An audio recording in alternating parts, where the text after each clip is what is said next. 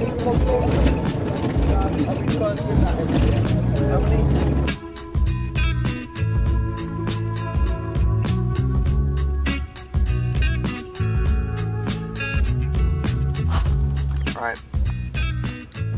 it's day 5 in Uganda.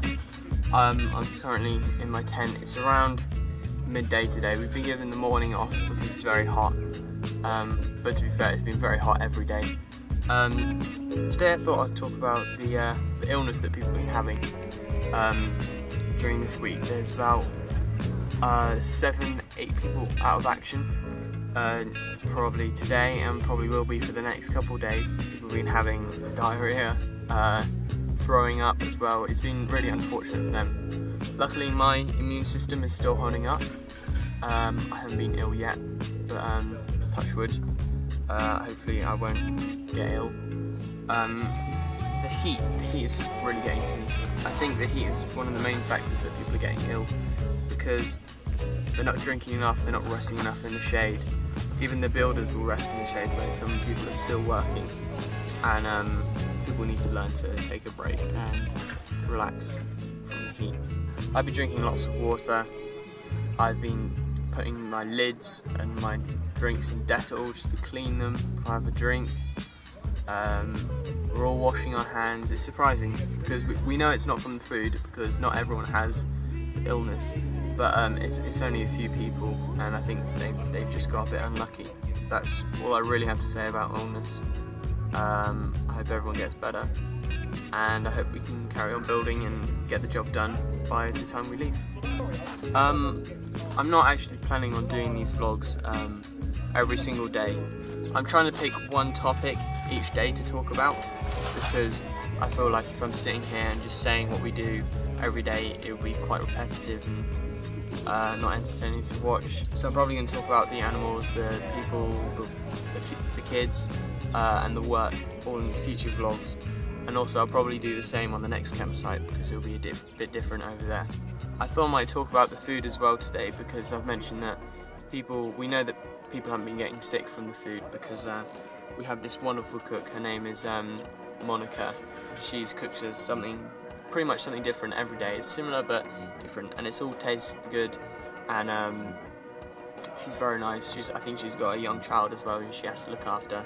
She sleeps in the kitchen as well. She stays with us at school. I wish we could bring her to the next campsite, but I don't think we're allowed. So she'll be staying here when the next group comes along. We've had lots of like rice and poshu. Those are the main two things. Poshu is like grounded maize, and it's got the texture of like mashed potato, but it tastes more like rice. Then she's done like this sort of oniony sauce. It's quite salty, which I like.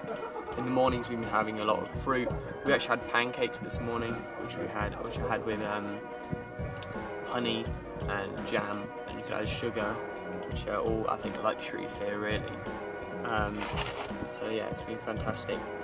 Good. So I'll probably vlog in a couple days, maybe on the 2nd or so, and I'll probably be talking about the work that we do there. So I'll see you all then. Yeah, and then go all the way.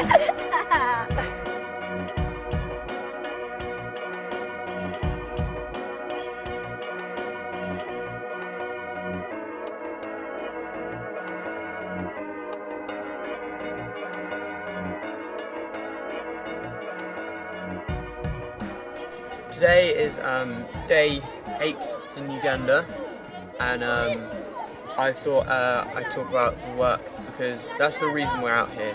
It's why I've been given this opportunity, is to come out here and work and help the people. Now, there's various different jobs we've been doing. Right now in Butagaya Primary School, I'm not sure if you can hear the kids outside, but I've got to have the tent door open here. It's so hot in here. But we're at a school called Butagaya Primary School, I think that's how you pronounce it. And we're building 3 extra classrooms onto the school. So of course we came here, and the builders had already started a bit. They sort of started digging out foundations. So the first day, that's what we did. We were doing various hoeing and shoveling, and other things which involve a lot of work. It's very tiring, very hot. But then we dug the foundations. The next day we started work on making the foundations, filling in the holes that we just dug with cement, so we could put a strong, stable building on top that will last. We mixed cement, we mixed rocks, sand. I can't exactly remember how you make the cement.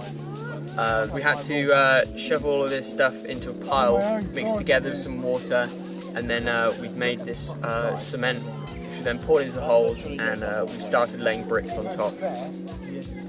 Now, meanwhile this is all going on, we have to have a select few people to be part of what we call a site crew, where they do various tasks which go on behind the scenes, but they do play an important role. So one of those is water collecting. So down the bottom of the field there is a pump where you have to pump all the water out. You can let the kids do it for you, but We're in Africa. it's better to do it yourself. So where was I? Site crew. Now you can let the kids do it for you, but of course it's better to pump it yourself because, you know, it makes us seem a bit lazy. I mean, I can honestly say that I've pumped it myself every time. So once you bring the water back, you have to put a chlorine tablet in it so it's safe to drink, and then you have to wait half an hour for it to be ready, and then everyone can have a drink. That's probably the most important role of site crew. You also have to look after the toilets, provide drinks for the others while they're working, help Monica with food. Monica's great because sometimes she has to look after her baby, who is adorable, but you know, sometimes you need some like bean sorting or some veg cutting, and then she'll be prepared. So brickmaking is very tiring. I mean, I got my blisters worse from doing it, but what you do is we spent about an hour mixing all the materials. You put like clay, sand, and some grey powder, and you mix all together with a shovel, and then you put it into this brickmaking machine. So you shut the lid, one person pushes the handle over, then another person has to pull it down, and they squash down all the materials inside, and then you flip the handle back over, the other person pushes it down, and then it raises up like a holy brick, and you have your brick that you've done, and you pick it up, put it over in the sun to dry, and then you move on. I think we managed to do, was it 121 bricks in 1 hour, which is over like 2 a minute, which I think was pretty good, but you know, after a while you sort of start to tire and it becomes very difficult. So the other main thing that we've done is bricklaying. You have to build up this lower layer on top of the foundations before you can lay the bricks that we've made. You put a bit of cement on top, and you lay the brick on top, and then you put some cement between the gaps. It's all, you know, it's all very simple. It's all sort of stuff you do in England with bricks, but you have to be very, very precise. You don't realise, but we're all measuring it with string, and all the builders are doing these like things with weights just to make sure it's perfect. And but it's turned out good so far. We finished pretty much most of the bricks. There's also, because we had to dig down, we have to fill in the bits that don't have bricks in, so that we can then lay the floor on top of that, make it all flat, and then start building up, which I'm looking forward to.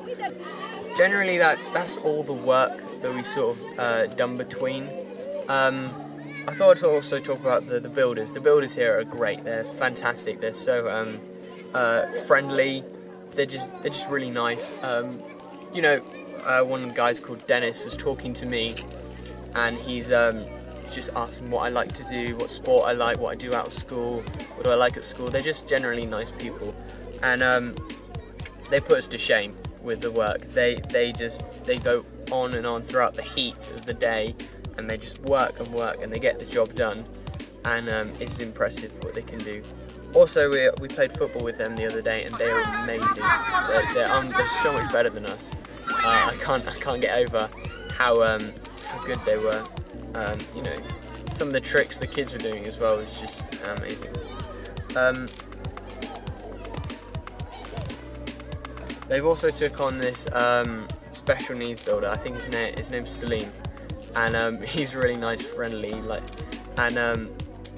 no, of course he's not the smartest, but they've given him an opportunity, and he's doing well. He's very helpful on the site, just like all the other builders. and I think it's great that they're giving him that sort of opportunity. And Salim's really nice. He likes to comfort all the other people who've been sick, but he's a good builder and a good help to the team. So hopefully we'll keep powering through. When we move to the next site, we'll be doing a lot of different work, which I'll probably film and show you again. But hopefully this is a good insight for what we've been doing on the first site. We'll carry on doing more work, more jobs, and hopefully carry on building and get the job done, which I'm really looking forward to. So I'll see you all soon on a couple of days.